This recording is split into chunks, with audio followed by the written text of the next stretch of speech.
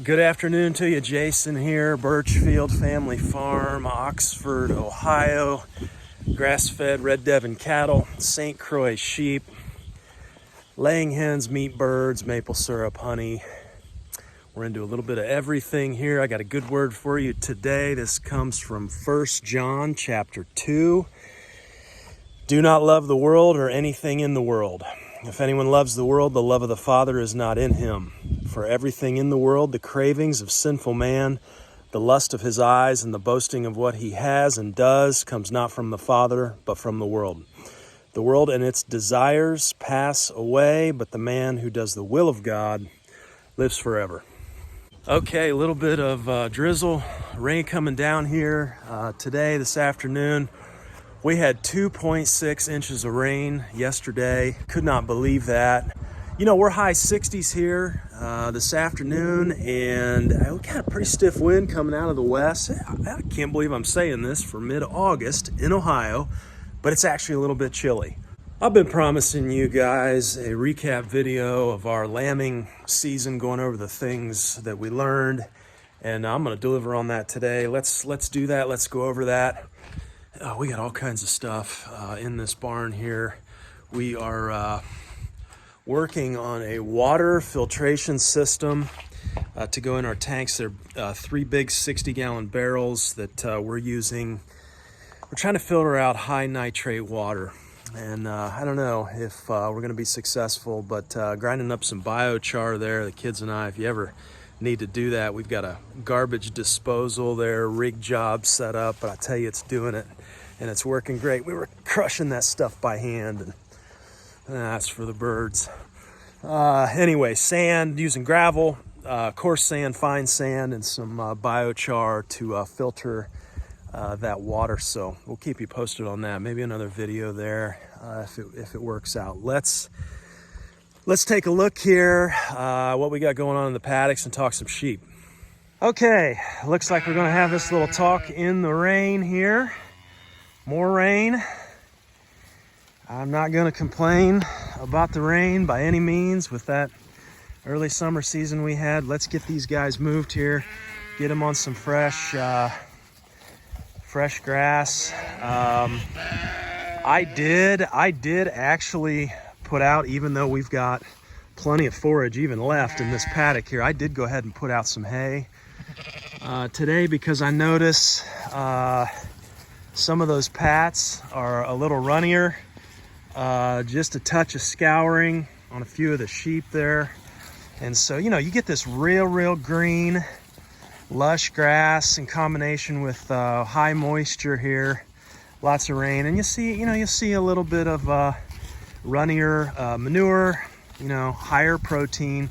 And that's just not the best for them. That's going through them quick. So, a lot of people look at hay and just think it's about wintertime feeding. It's not the case for us here. I want to balance out that rumen at all times, kind of slow that that feed down through the gut there and let them get all they can get out of it. You see Daisy, we've been talking about her. She's still springing there on the backside, still no calf, but that bag continues to swell. So I would imagine we'll see a calf here, hopefully within the next few weeks. I could be wrong though. Would not be the first time nor the last, I'm sure. Looking back on lambing, all of the lambs are gone now. If you guys have been following the videos, you know that. We dropped a total of 15 lambs this year. And, we are a seed stock producer. We sell breeding stock here. And, we do have a waiting list on our stock right now. If you're interested, still get in touch though. Don't let that stop you, because that waiting list changes. Circumstances change for people. People drop off, and so we kind of keep that ongoing list there. But anyway, all of the lambs sold this year. That was good. Sheep are the most profitable enterprise that we do here on the farm, and so I'd encourage all of you, especially if you're just beginning the homestead journey, take a very hard look at St. Croix sheep. Not as big carcass size wise as other breeds, like Dorper and such, but we do not worm. And you're raising goats or other breeds of sheep, you're most likely going to have to use some wormer to keep them alive. I don't like commercial wormers because that gets rid of some of your biology. With your dung beetle population and such, it can really negatively impact that. So lambing season here, we dropped 15. We have 10 ewes out here right now. 3 of those ewes were first time lambers, and only 1 of the 3 actually dropped a lamb. So that's the first thing I want to talk about here. I hear people, or just kind of this general consensus that, first year, if they don't drop a lamb, that's, just terrible and horrible, and they need a lamb every year, and blah, blah, blah. That's not the approach that I take here. I kind of first year, you really out here, you get a pass. The reason we do that is largely just because of history and the context here on the farm. And what I mean by that is I have a ewe here, right here. The kids call her Nanny Piggins, and she snorts when she eats. But she dropped triplet rams this year. The first year I had her, she didn't lamb. She didn't lamb, and so she's a 5th year. She raised those triplet rams.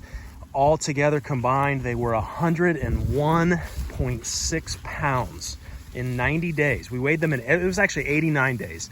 At 89 days, over 101 pounds of lamb. She probably, to be honest, she probably doesn't even weigh that. If we put her on a scale, I don't know. We should do that. But anyhow, she did not drop lambs her first season. And so, I kind of look at it like everybody matures at different rates, right? And, if you want sheep that mature early, I guess you could kind of pursue that. It's not as big of a deal to me because this was her 5th year of lambing. And I went back and looked, and she has lambed. She's given us 10 lambs. The past 2 years, she's had triplets. So it was triplet ewes last year, and it was triplet rams this year. So, you better believe I'm glad we kept her around and didn't call just because she didn't produce that first year. Is it,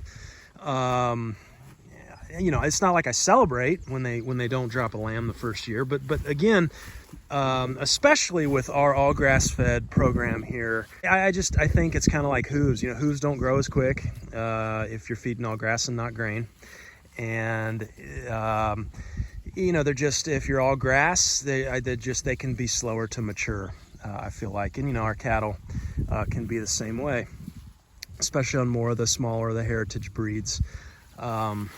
So anyway, that's kind of my first point I wanted to make. Don't get discouraged when you don't see a lamb that first year. Typically in the first year, you'll have singles, okay? I have had mamas that have twinned that first year. That's just an added bonus. So anyway, back to lambing. 10 ewes total here. We had 3 that were first time. Only 1 of those lambs, she just had a single, and she had it late, okay? We had 15 lambs out of 8 ewes. Looking at that, having an average of 2 lambs per ewe, I think is pretty good. We did not keep any first years for next year, so everybody, we should see twins next year. Now, with what I was saying back to that first year and just having not seeing any lambs, if I would see that pattern repeated this for year 2, they're gone, they're meat. And you get that occasionally. We don't have a lot of that, but now and then, just have one that doesn't thrive for whatever reason. And so I apologize here for the wind. Let's talk about some of the difficulties here. My best ewe is Mama, and most of these sheep out here are out of Mama's line. She's one that twinned for me in the very beginning, and she's always given multiples. She's incredible. And I've kept back most of her stock for us. And that was her sister. Piggins is her sister over there that had the triplet rams and raised those out unassisted. She's just a great ewe there. Now, she dropped triplet rams this past April. We lambed on tax day, April 15th, and one of those triplets was very, very small. We did all we could in the beginning, tried to tube feed. We've got a tube feeding set up, and he passed. He did not make it, and so she just raised twin rams. So we lost the ram there, and then you guys know on Oz, the kids got these names for these sheep, and I can't spot her from here. She's over there. Okay, maybe right here. Yeah. So Oz, you guys know, we had Tiny. So Tiny, if you were following along, Tiny was her ram. So Oz twinned. She dropped a ewe, but then she had Tiny, and he as the name says, he was very, very small. I don't remember his exact weight, between 2 and 3 pounds, I think. But, Tiny, we did everything we could for him. We were milking like 3 ewes and feeding him every day. And he got to be, I think, 2.5 weeks old. And then just really declined from there. And we had him out one night. And, Mama refused to take him back after we bottle fed him. And there was one night where it wasn't even that cold. We got a little bit of moisture. And he went down, and we couldn't get him up. We took him in the house, warmed him up, and we lost him. And so, tried everything we could with him, and he didn't make it either. So 15 lambs, 13 of them made it through, seven rams and 6 ewes. If you were following us, we had the pregnancy toxemia issue going into lambing, and this is getting into more of like the point and what I really wanted to talk about here with reviewing our lambing season. We dealt with pregnancy toxemia with number 7, Dorothy, the kids, we called her. And Dorothy, she would drop our biggest lambs every single year. She'd have multiples, but they would always be the biggest lambs in terms of weight wise. And I was always tickled to death about that, and I thought, all right, bigger carcass size, this and that. Well, this was Dorothy's 5th year. She was one of the originals that we had purchased, and she went down. We called the vet. He gave her a shot of glucose, and she got up. And this is like 2 weeks before lambing, and she got up, and his advice was to give propylene glycol. Don't quote me exactly on that. I have to look back. Some kind of glycol. And so we keep that on hand now. That's for energy. And but she just continued to decline, and we lost her. And that was heartbreaking because she was huge. I'm certain that she had multiples in there. When we lost her, I felt around for a very long time on her stomach. If I would have felt movement, I would have gone in. But I decided not to, we buried her intact. Those were her lambs that she had grown. And so we buried everyone, and it was very sad. It was a hard loss, right before lambing. But, that's the way it goes on the farm. A lot of times, rarely, hardly ever do you have a perfect season. So my point here, my view on lambing and having very heavy lambs, not just 1 year, or like if somebody has a single and the single's really big, that's not really a concern to me. But if I see twins and triplets, and I see the weights are way above everybody else, we're talking like 7, 8, 9 pound twins, just a huge mama. That's sending off some alarm signals to me. And, I think there were several things going on here. Preg tox, that can be a metabolic condition where they're unable to convert the feed into the chemical energy that they need. I think though, looking back here, you know, if I kind of step back and you look at the whole season, you know, you look at the preg tox issue, you look at the two smaller ram lambs that we had that didn't make it. You know, that's the first year this year for bottle lambs, and so I kind of got a little bit of a theory here on what may be happening, maybe just some advice to anybody that is running cattle and sheep together. And so what I'm going to say here, and what I think happened, you know, with the preg tox, and the vet even admitted this, you know, in the very end of the pregnancy, the ewes are putting on, it's something crazy, like 80%. The lambs in utero are putting on 80% of their weight in like the last 6 weeks. And so the last 6 weeks are just absolutely crucial that they get all the nutrition and even more that they need. And so with preg tox, you know, you've got this, basically, they just can't keep up. They can't keep up, and they go down. They go down and they can't get up. And so, you know, the vet was saying, the problem with these hair sheep is in the last little bit here, before we lamb in the spring, they've still got their coat on. And so you cannot, it's impossible to tell body condition. And I think, you know, I think what happened here this year, just looking back, is when we feed our hay in the wintertime, I don't think they were getting enough, to be really, really honest. And I think, you know, if you watch the cattle and the sheep and their interaction together, you know, we have a sacrifice paddock across the farm. It has an automatic water, and it's just very convenient for me to keep all the animals together. You know, the water doesn't freeze, it's automatic. You know, it's right over there by the hay barn. I just chuck the hay barn over the hay over the fence. It's just very, very, I won't say easy, but it's less stress in the wintertime, just to follow that routine. But I tell you what ends up happening, and what we've noticed, you'll put one pile of hay out and all the cattle come over and they get around it. And none of the sheep can access that hay. Okay, if they do, they take horns. You know, we've seen Emma flip sheep that try and get in there and get her hay. You know, she's a beast, literally. And you know, Big, he'll put his horns down too. They just shoo them away.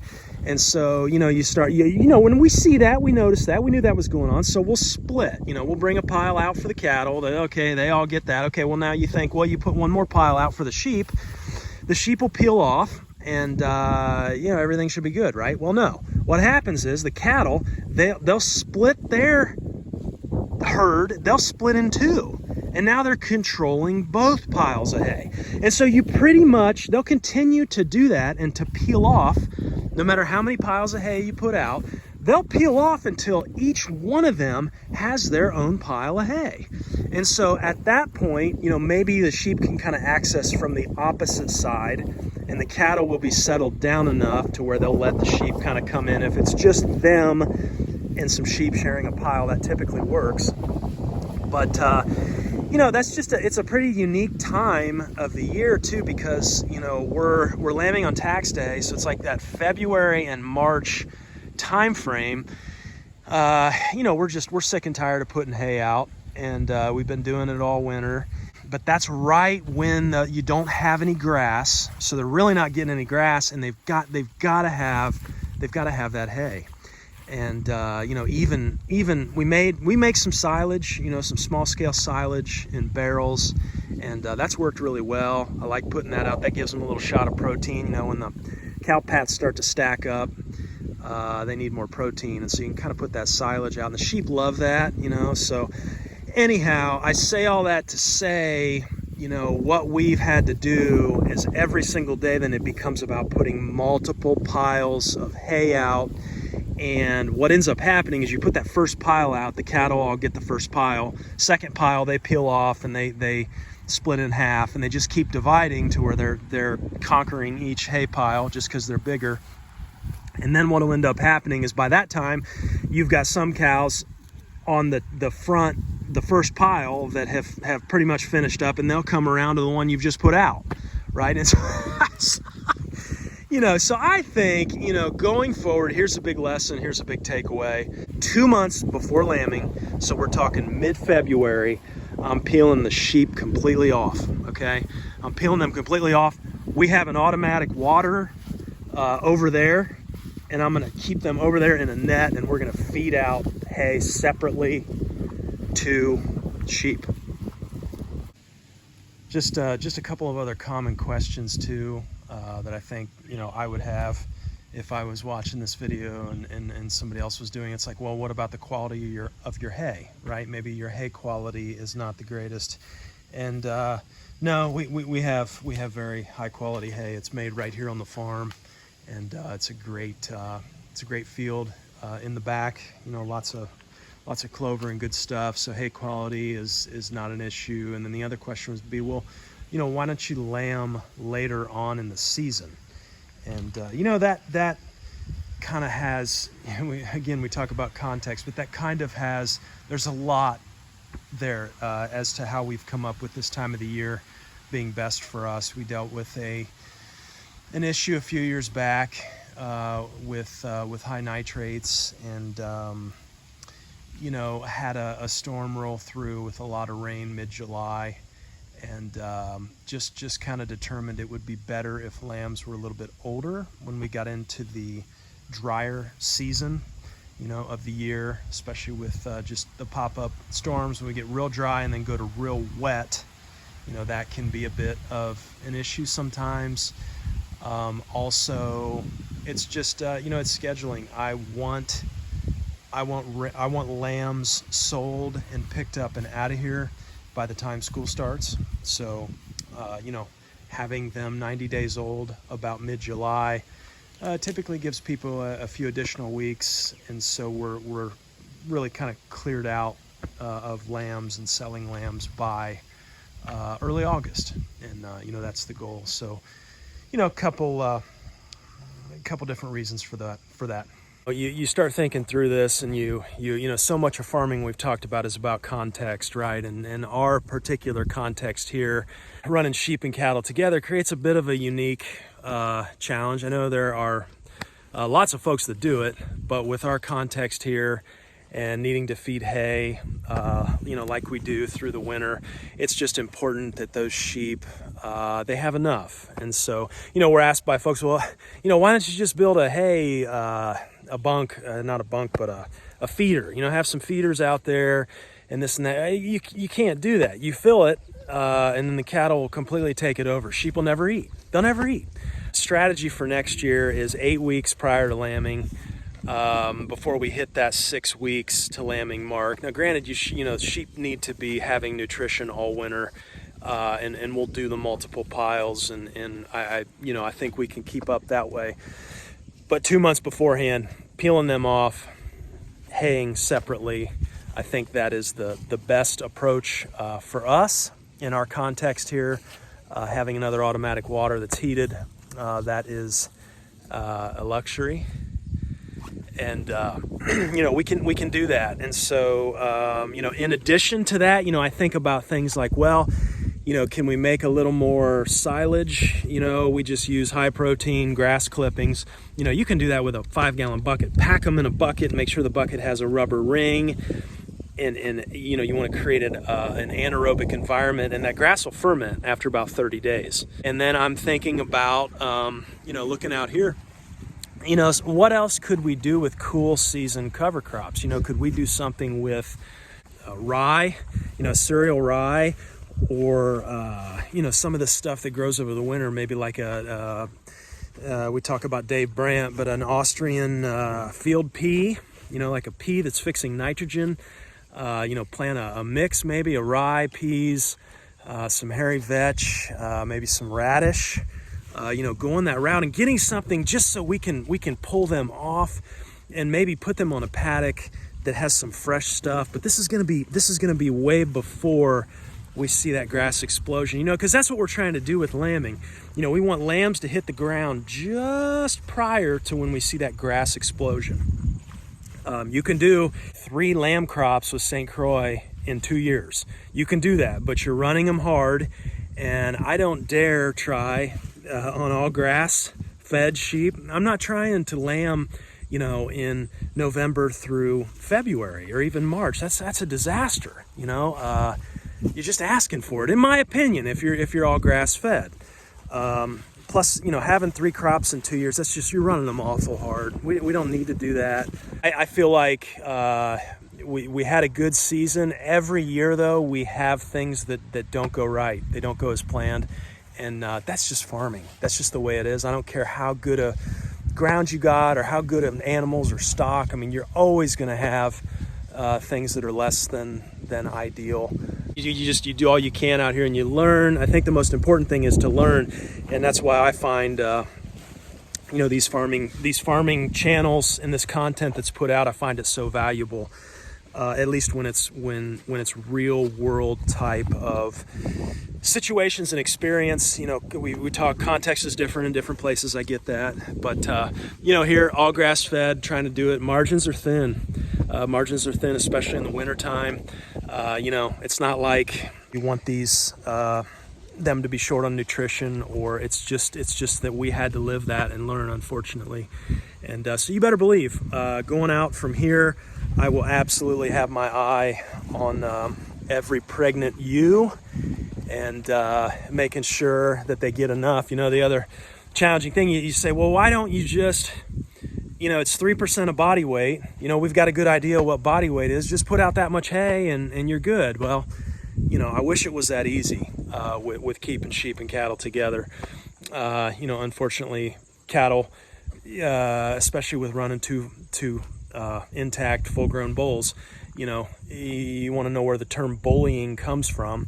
You know, just hang out with these guys for a couple days, and you'll learn real quick about that term, all about it, because they're nasty, especially when it comes to feed. They don't care. And so cattle, what would end up happening is you'll put out, cattle would eat 5% of body weight rather than 3. You know, they'll eat the sheep's share, and so that's just what ends up happening.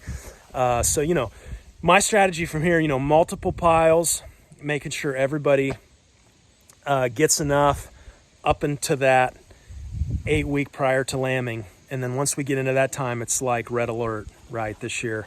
So I think, you know, taking those 2 smaller ones that we had into account, smaller lambs, and then that preg tox situation, you know, I think that's enough for me to be able to see, okay, we were too thin. Margins were too thin on the hay. And, you know, trying to do too much with too little. They've got to have more. And so that's the takeaway this year. Hope it helps somebody. You got questions, maybe you're a shepherd, leave a comment. You know, let us know. What do you think? What route are you going? You're running sheep and cattle together. You know, how do you keep up there in that last 6 weeks, getting those ewes all that they need? Weigh in and let us know. Thanks for hanging out with us today. Catch you next time. Hope you're at peace today. Be blessed and take care.